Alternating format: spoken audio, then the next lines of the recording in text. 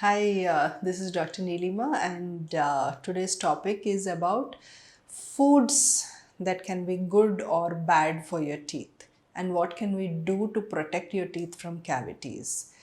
So, I am a periodontist and I work with Apollo Dental at Jubilee Hills KBR, intro number one.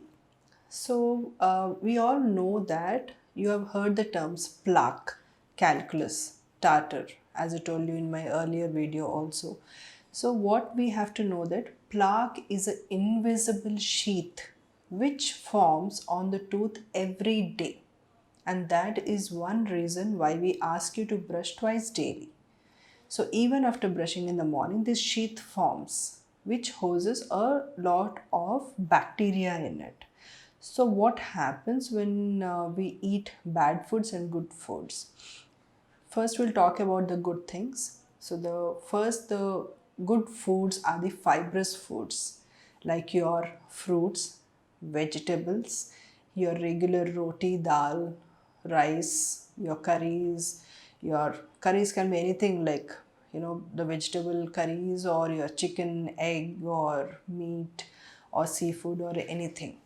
So these fibrous foods, when we eat, they clean the teeth and they also increase the saliva in the mouth, so which cleans your teeth.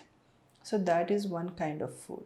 The other food is your green tea and black tea. This green tea and black tea, they contain a certain chemical which kills the bacteria in the plaque, or it stops the activity of the bacteria. So even if some attack is there on the tooth also, if your sugar is attacking your tooth also, this will protect from having a cavity. And your another good foods are the fluoridated foods. Like, where do you find them? Some kinds of dehydrated soups, your poultry, which I told you, like chicken and eggs, and some kinds of seafoods. So the fluoride also protects the tooth. And the next one, people say don't eat cheese, don't eat butter, they're not good for your teeth, they're going to stick to your tooth, and they'll create a lot of cavities, but that's wrong. All these foods, they do not stick to your tooth. In fact, they do the reverse. Any minerals which are lost from the tooth because of eating wrong kinds of foods, also these minerals are replaced because of these cheese, butter, yogurt, all this. So don't miss out on these foods. They are highly proteinaceous and also good for the teeth. And okay, let's start talking about the bad ones now. So the first one would be sugary sweets and chocolates, the sticky chocolates, especially the sticky chocolates. So from childhood, we would have seen, those peppermints, orange peppermints, lemon peppermints, or your Cadbury's chocolates, I mean the sticky ones, the eclairs especially, and then the toffees, which are still very attractive, and sometimes we tend to actually use them, or other poppins, if you remember the childhood ones, the poppins, or there are different kinds of sticky chocolates which are present, and also the sweets, especially sweets like gulab jamun or rasgulla, which has a lot of sugary syrup in them, a lot of sugar. So these sugary items, when they come in contact with this plaque, they turn into acids. And when this acid attack is there repeatedly, I'm not saying one day you eat sweet and you form a cavity. Repeatedly, when this attack is there, these acids cause cavities. I hope, yeah, I'm clear on that. Not on one day, but repeated attacks, these acids cause cavity. And when they cause one a small cavity also, and you stop eating sugar, that will keep on spreading because food gets stuck, your bacteria attack is there. So be very careful when you're having sugary items. And the plaque which is present, and when you eat sugar, within 20 minutes the acids are formed. It doesn't take the whole day or the whole night.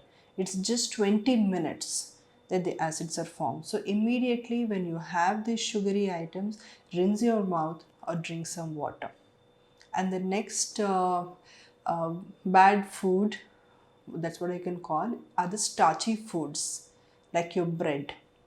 Yes, people think bread is very healthy, and so you tend to eat toast or sandwiches or burgers. But breads are something which are very sticky. They stick onto the tooth, in between your teeth also, and cause cavities. And the next one, which people know but they still tend to have, are the carbonated drinks.